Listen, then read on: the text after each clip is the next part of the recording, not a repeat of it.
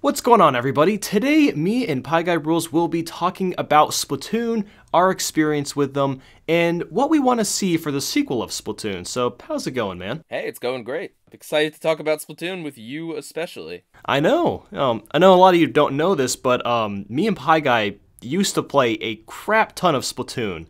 We don't play it so much anymore because there's not as many people online, but hopefully there'll be more people online after Christmas. Yeah, we basically became friends thanks to Splatoon. So thank you, Splatoon. Yes. So to start things off, what were your first impressions of the game? Did you get it on launch day, or did you wait a little bit? So I don't think I got it on launch day. I don't remember exactly, but I'm pretty sure I waited probably I think a few weeks to a month, and I think the thing was I wasn't sure whether I was going to get it or not because I'm not huge into shooters, like any kind of shooters. And I don't know, like I didn't get to try the test fire. I think I tried to, but my internet wouldn't let me. So I don't know. I was like, and my my friends that I usually game with didn't get the game. But I think after a little bit, there was like not much coming out from Nintendo, so I decided to just kind of bite the bullet and go for it. Yeah, did you get it on launch day or like did you wait? Well, actually, pretty much everything you said is what I did as well. I saw it, and I was like, this looks cool, but I don't know if I want to spend $60 on it. Yeah. And then I saw a bunch of people, a lot of my friends on Twitter saying, oh my god, this game is fantastic. Now, after I saw a bunch of that, I'm like, alright, you know what, screw it. I'm just going to get it. There's nothing else to play on the Wii U right now. And I got it. I remember I got it really late at night. It was like 10 or 11 at night. I think it was like a spontaneous moment. Actually, I think I was hanging out with my friend Carl, and I was like, hey, you want to go buy Splatoon? He's like, okay. And that's what we did. And I really, really enjoy the game. It is a crap ton of fun. I think the first thing I did was I played a little bit of multiplayer, and I wasn't very good at it because it was so different and I wasn't used to the motion control. So then I played a little bit of single player. I got through that, and I started to get more used to the controls and how the game worked.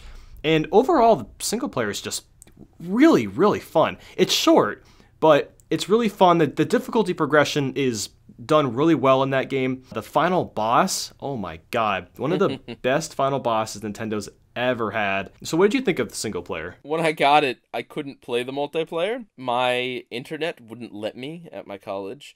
It Oh was weird man. because I could connect and play online in other games. I could play like Smash, I could play Mario Kart, I could do all that stuff, but I think something about Splatoon made it so you had to have like a very stable connection. So I had to wait until I got an Ethernet connector. So for a while when I had Splatoon, the only thing I could really do was the single player. And pretty much the same as you, man. I really enjoyed it. It was short, but like you never felt bored with it. They always kept introducing new concepts, and there's something really satisfying about like splatting the octolings, like the sound effects they made. Yeah. And in Yep. general, and completing the level, similar type thing, with the shield. They made it really satisfying. And although it is definitely on the shorter side, I wouldn't say that it's like I don't know. It's not too short. It's still a couple of hours, I'd say. What, like probably 5 hours, something like Yeah, it's that. about 5 or 6 hours.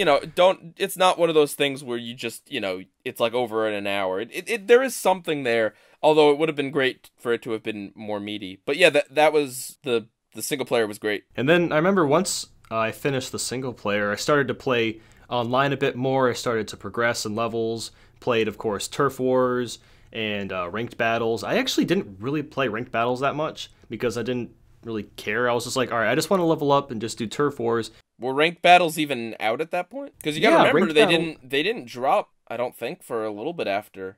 Well, at Right? least when I got the game, they had ranked battles in Turf Wars. Maybe not during launch day, because I waited about a month or so before I bought it. But Right. yeah, so I was playing online battles for, I don't know, probably a few weeks, and it was pretty fun, but I was starting to get the sense of, okay, this is slowly starting to get boring because there was no voice chat, and I didn't really have anyone to play with. And then, honestly, I don't remember how the heck this started. I don't know if you asked if we wanted to play Splatoon or if I asked, but we played Splatoon one day, and ever since then, we've just kind of been friends. I mean, we started to play Splatoon a crap ton, and it made online so much more enjoyable. Yeah. Yeah. So yeah, I played. I had fun with Turf Wars. Like it was definitely fun, but Mm-hmm. I think I was ready to like kind of put the game down after just like a few months. Because like I said, the multiplayer didn't even drop for a while.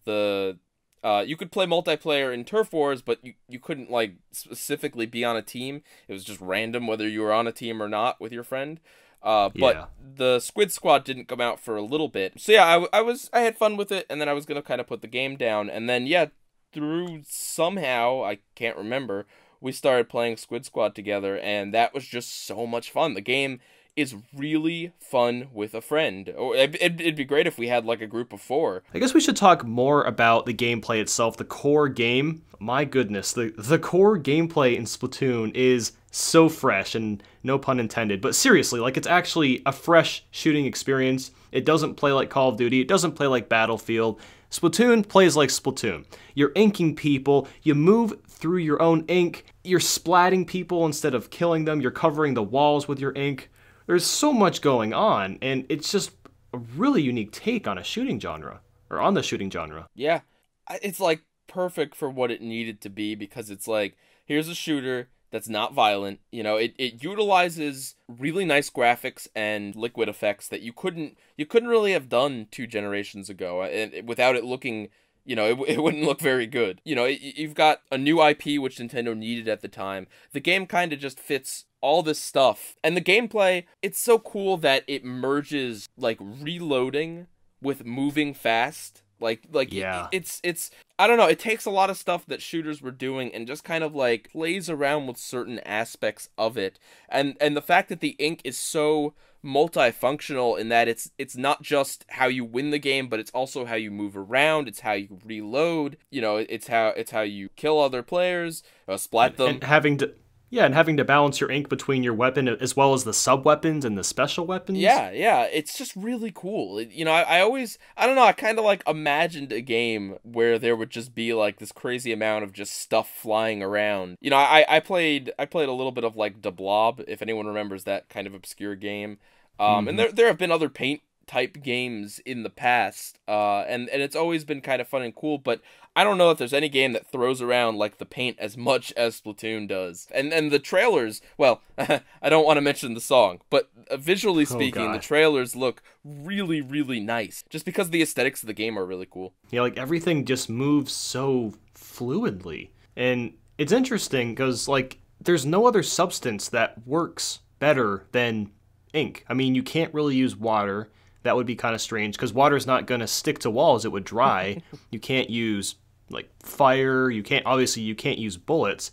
So it's just cool how the developers were able to use ink in so many different ways and make it all work beautifully. Yeah, and I mean the whole theming of the game with that, about how they're squids, and so that's why they have ink, but they're also like weird street kids, and it's like graffiti as well, but it's you know, it's not. And yeah, I know it's a little bit off gameplay, but just the game comes together in a really nice way, that the gameplay complements the aesthetic, that complements the lore, that complements just what Nintendo needed at the time. Exactly. And yeah. interestingly, I'd say, we mentioned earlier that weirdly enough, that whole Nintendo drought, because if you're watching this in the future and don't know, the Wii U had major droughts in the summer, especially, where there was months of like no games, or one game that was like weird, obscure, you know, here's Fire Emblem Cross Shin Megami Tensei, and if you don't like that, then, oh, too bad. With that drought, it made a lot of people, myself included, try this game, where I wouldn't have otherwise. If there was a new Zelda launching around that time, if there was a new,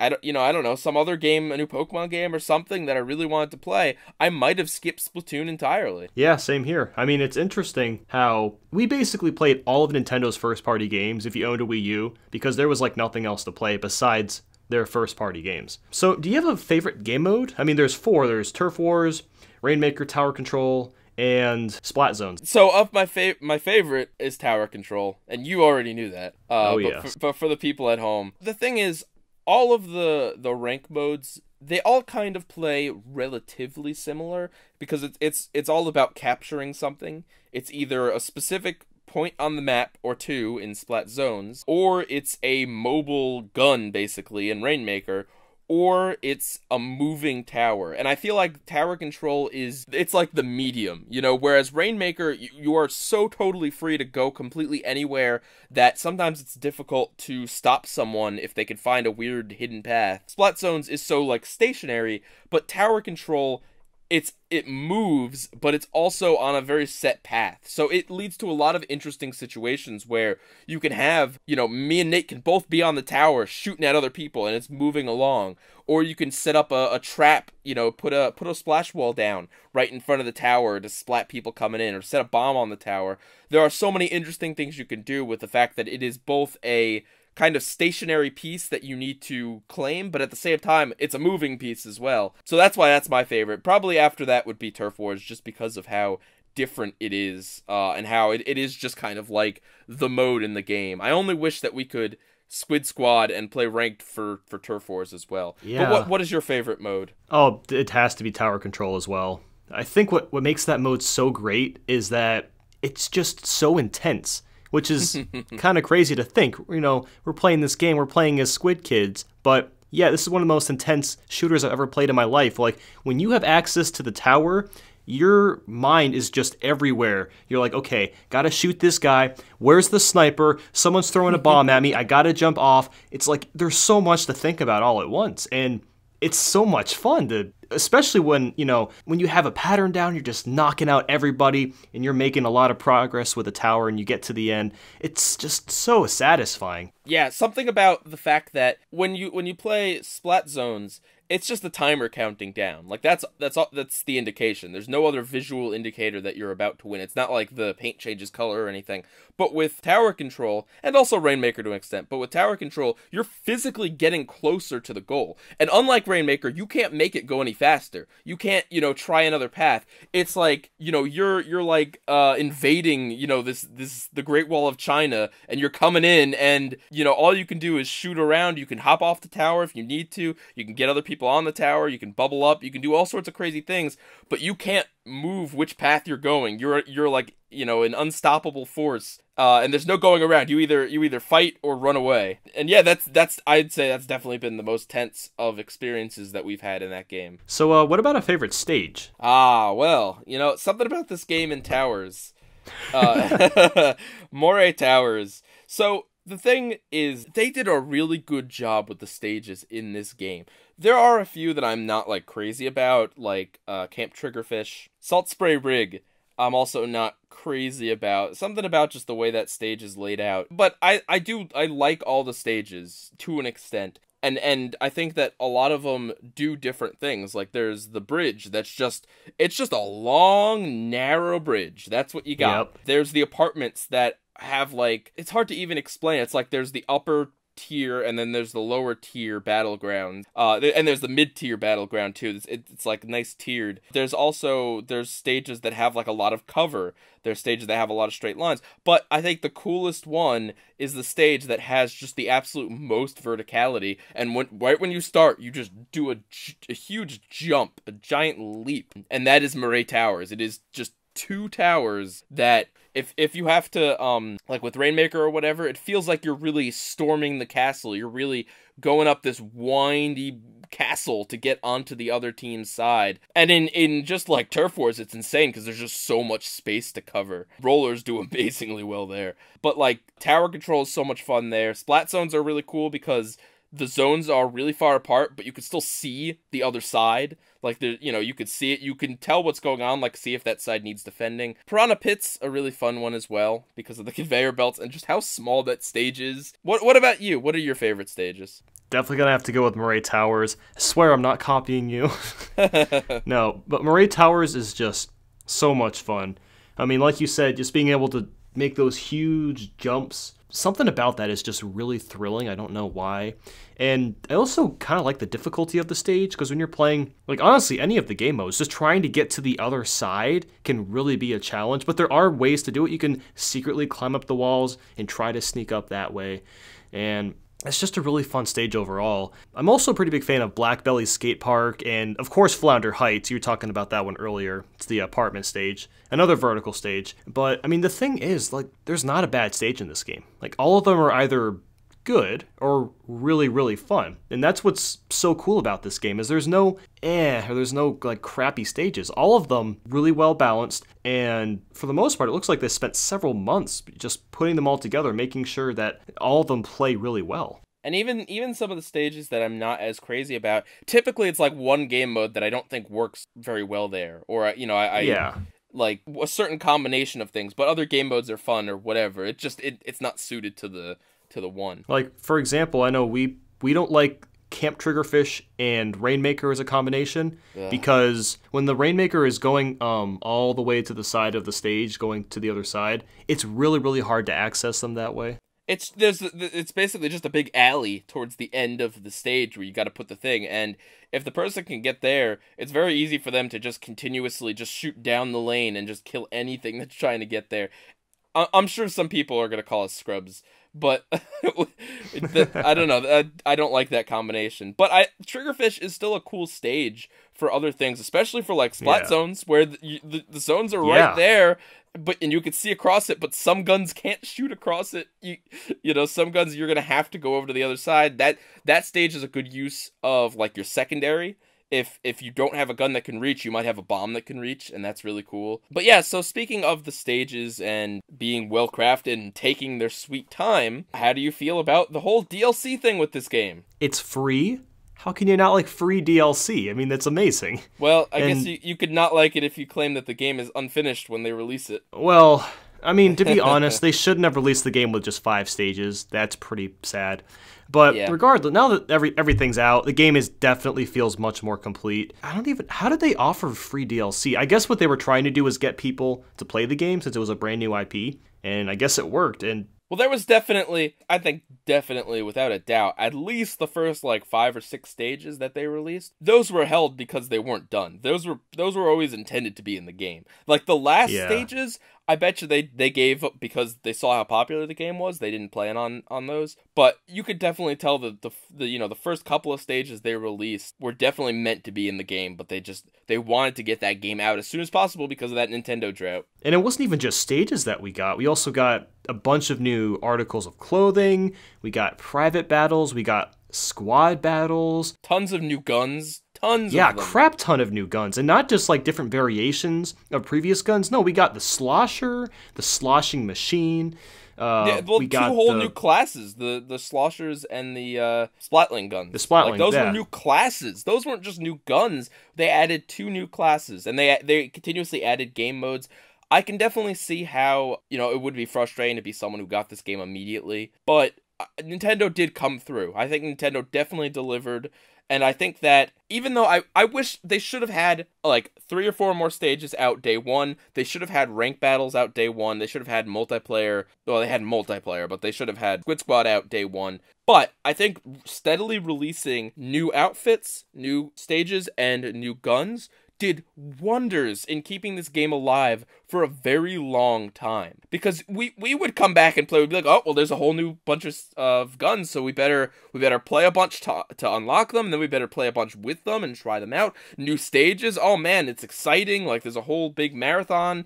They're putting the stage on for the next like 12 hours or whatever. Like, we gotta play it, we gotta get in. I used to look forward to the DLC days because like when they were releasing free DLC, I'm like, oh man, I can't wait. They had a while where it was like every other week or something. It was like, we got a stage. So I do think that they should have had more packed into the game, but I also think that their model of free DLC, it worked so well for this game, and it did such a great job because it also kept the game in the spotlight. It kept people talking about it in the news and on Twitter and all sorts of places. So it made a bunch of sales that if they had just released the game and here's the game, this is it, or maybe just had one DLC pack that you had to buy, I don't think the game would have had the buzz it got. It's a really good game. If you don't have this game, ask for it for Christmas if you haven't, because it's good. It's fun. But I think it really did need the extra bit of DLC as an extra incentive because it's always risky betting on a new franchise. This could have been awful, especially with how multiplayer it is. If the multiplayer community sucked, then that would be it. This game would be dead in the water. Single player was fun, but no one's going to be paying $60 for like a 5-hour single player and an online mode that no one's on. Yeah, well, speaking of multiplayer communities, I do think we should transition to talking about potential sequel to Splatoon. Now, it's going to happen. Obviously, this game did really well. So, I guess one of the first things that I would like to see them work on is just the options for multiplayer. Like, the core game itself honestly doesn't need much improving for the sequel, but I would like to see better matchmaking. So, as an example, we should be able to vote for our own maps, and we should be able to pick more than 2 every 4 hours, because I'm not going to lie, it got a little tiring playing the same stage for 3 hours straight. Yeah, especially if you got unlucky, and, like, the coin flip was bad, and we had matches. There must have been, like, times when we had, like, 12 matches in a row of the same stage. They didn't even switch to the other stage. You don't really need to do much to Turf Wars or Tower Control or Rainmaker. Well, maybe tweak Rainmaker a little bit. For that, you don't need to do much, but changing a little bit in how the game, just minor quality of life improvements. I think at the time, it kind of made sense for them to only allow you to play 2 stages every 4 hours, because there were only 5 stages. Yeah. But once they had a bunch of them in there should have been an option to at least have 3 stages on the 4-hour cycle, or what about a randomized option? Or right? Just a wild... It's such simple things, I can't believe they didn't add them. The game's still a lot of fun, but... They definitely had some idea of, like, they wanted people to get good at stages, I guess, and it did make sense in the beginning. But at this point, it doesn't make any sense. I think it might have a good benefit in that, like me and you scheduled games because, like, we knew Moray Towers was coming up, so we played when we wouldn't have necessarily played, because, like, oh crud, it's on now, let's play. It did have that effect, but it does also stink that it is so very limited, and I think that's something they'll fix in the next one. I think at the very least they'll. I mean, even if it was just 2 lobbies where one had 2 stages and the other had 2 stages, and then ranked mode had 2 lobbies of this one had 2 stages, so that there was 8 stages going at a time. That would be really cool. That's another thing I totally forgot, because I haven't played the game in a couple months, but we should be able to play any ranked mode whenever we want. It's kind of silly only being able to play Tower Control at a certain times of the day. Like, I should be able to play that whenever I want to. Exactly. So another thing I'm sure they'll add to the game. I mean, I think it's clearly that they were afraid of splitting the user base when the game first came out, because no one had any idea of how popular this would be, and so splitting the if you only had a few thousand people playing the online, and half of that was going to one and half to another, and another extra half that doesn't make any mathematical sense was going to another one, you'd have a very freaky faction, because that didn't make any sense. But you understand what I'm trying to say. You don't want to split the user base too much. But Splatoon was really popular. Now it's dwindling a little bit in the online, but in its heyday, there was no problems with matchmaking. They could have easily added, okay, well, here's just a dedicated Tower Control, here's a dedicated Splat Zones, and here's a dedicated Rainmaker. Speaking of game modes, I would actually like to see a few more game modes, and the 4 that we did get were all, for the most part, really, really solid, a lot of fun to play, but it would be nice to see at least like 7 or 8 in the final game. And I know it's kind of hard to come up with game modes for something like Splatoon, because it's such a unique experience, but I could see things like, just as an example, free-for-all. It's basically Turf Wars, except everyone's on their own team. Like, that would be really cool. Yeah, I mean, I agree with you that this is the way to go, instead of trying to, like, make major changes to the ones we have. Just, or come up with, like, a weird twist on Turf Wars. You don't necessarily need to do that, but I would like to see another game mode that is as different as Turf Wars to the rest of them, because the other 3, like I said, they are all 3 basically capture a point. Whether it be a moving point, you move the point, or it's a stationary point, all 3 of them are essentially the same idea, but taken in different directions. I would like to see something that is another just total, here's a way to play that you would have never expected. You know what I mean? Like Turf Wars, and I don't know what that is, I'm not a game designer, but I would really like to see that. I think that would be really cool if they were to come up with another, like, core gameplay experience that was different from everything else. But also, I think that, like, a very simple way to add more game modes would be to add modular teams. Here's a mode where it's, like, big teams, 16 on 16.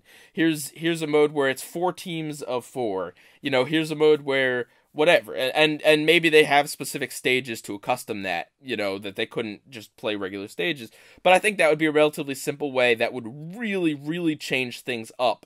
To have 4 different colors of ink going on at the same time, I mean, It'd be that would be madness. awesome. So what else do you think would be a good addition to this game? Well, one thing that's nice is I'm sure people that got Splatoon right away, you could only level up to level 20, which took like no time at all to do that.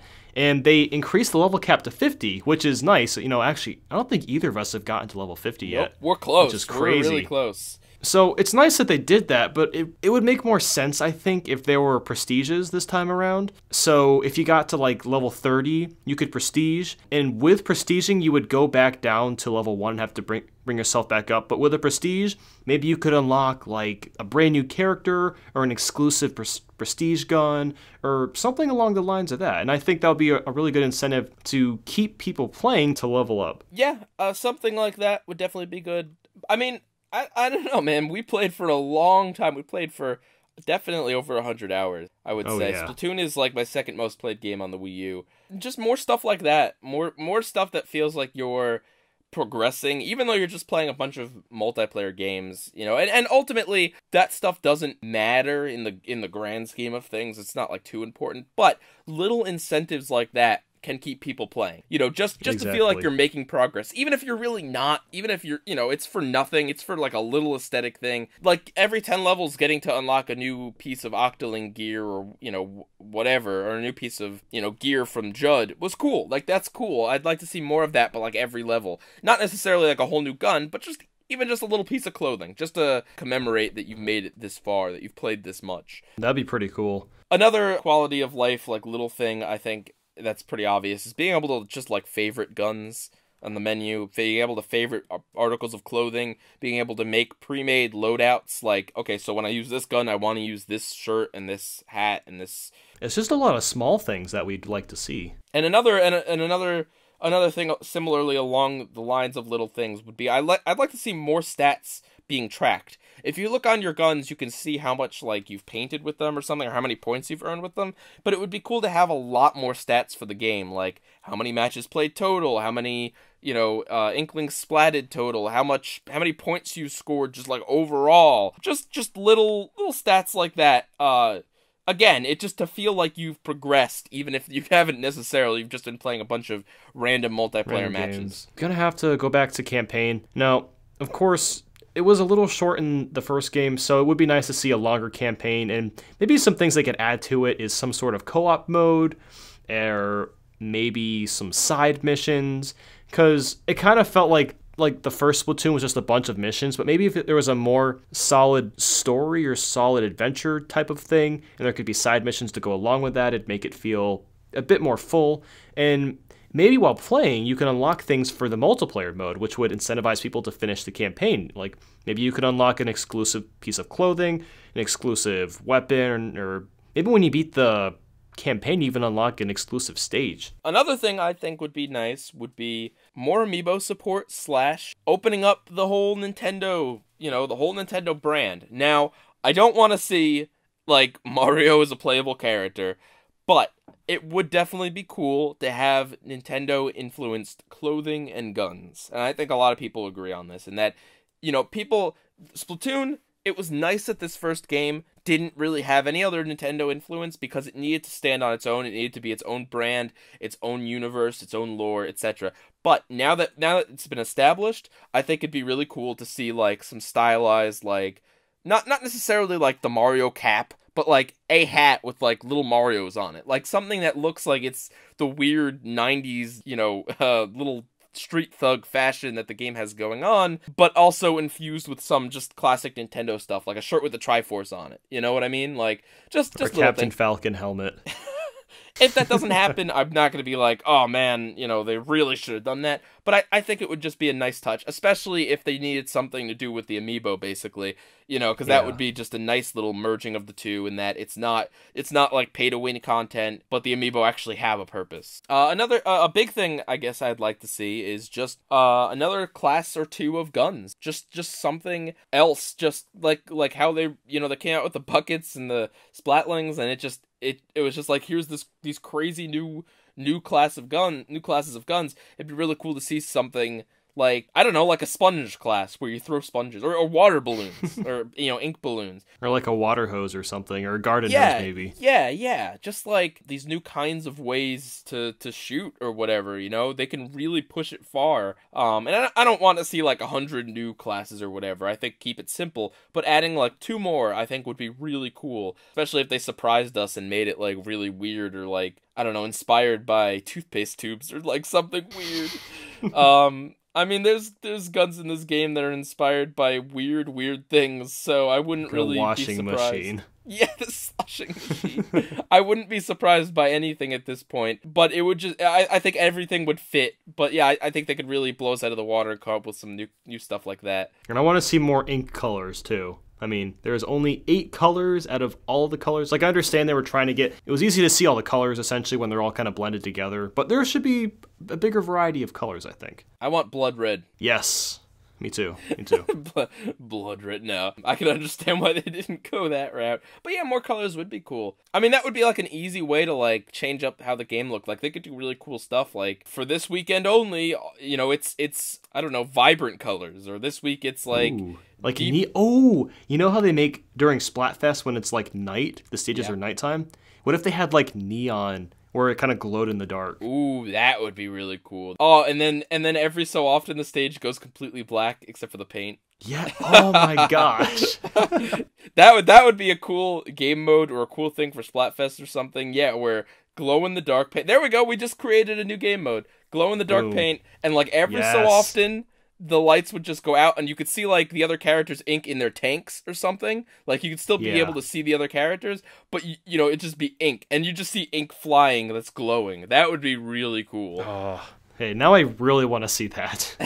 So I think to sum it up, nothing really needs to be changed too much in the main modes, but adding a few extra modes, adding more guns, obviously, but more classes would be nice. Little quality of life stuff, like having more stages playable at a given time, adding favorites for guns and stuff like that. Like, I think another little thing I suggest, basically letting us shoot in the lobby, just like make a big mess of the lobby street or whatever it is. Just for the heck of it. Yeah, just for fun, just to goof off in. Just little stuff like that, along with some new content, and I think you're golden. I don't think they should change up the formula in a big way, not yet anyway.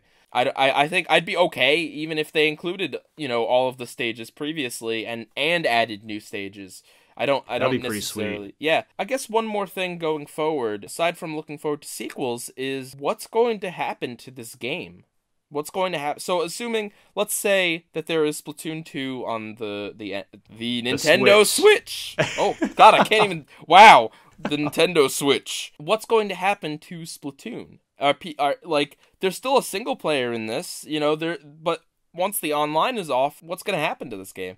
It's really interesting because we haven't seen this with Nintendo. There's not other games that have had this much online. So, like, is it if they do Splatoon 2 and they have all new stages, would we ever be able to play this again? Like, it's really interesting to think about, right? They're probably just gonna take down the servers, and then I guess all you'd be able to do is use. Actually, what would be really nice? I doubt they'll do it. But if you could still play matches, but you just play with computer players. Yeah, that would be play cool. with people online, at least. Like if you have friends on your friends list or whatever. Whatever happens with Splatoon 2, I hope that they either also port Splatoon to the Switch, or they have Splatoon 2 encompass like at least almost all of the content that was in the first Splatoon, because it would really be sad to like just lose stages, lose stuff. It's also sad. It would also be really cool if they released the single player just as a mode, just like a download from the eShop, like not now, but in like 5-10 years down the road, if they were to just be like, hey, remember the first Splatoon? Remember how you can't like, you don't want to necessarily like find the original game, or however much it's going to cost in the future if it's like really pricey or whatever. Here's just the single player. There you go. There's the content you want. Alright guys, well I hope you enjoyed today's discussion. Please feel free to leave a like and subscribe if you enjoyed this video. Make sure to check out Pie Guy Rules if you like cartoons. He makes a lot of stuff about SpongeBob and cartoons in general. Leave a comment, let us know what other games should we discuss, or what other discussions would you be interested in hearing from us. Thank you guys so much for watching, and we'll talk to you all later. And if you get Splatoon for Christmas, you might just see us on.